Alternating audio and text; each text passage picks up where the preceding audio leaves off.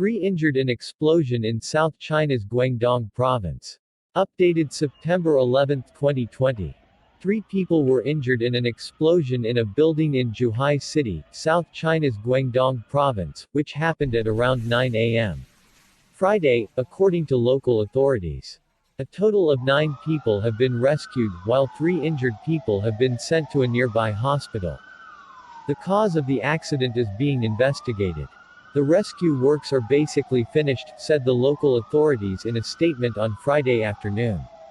The incident reportedly occurred at a small local restaurant on Friday morning. A fire broke out at the establishment, which apparently caused the gas cylinders that were used to cook food to overheat and explode. The massive blast was caught on video from several angles.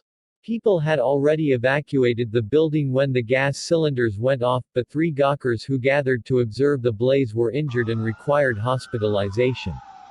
The fire quickly spread across the building after the explosion, and 11 fire engines and 55 firefighters were called to the scene.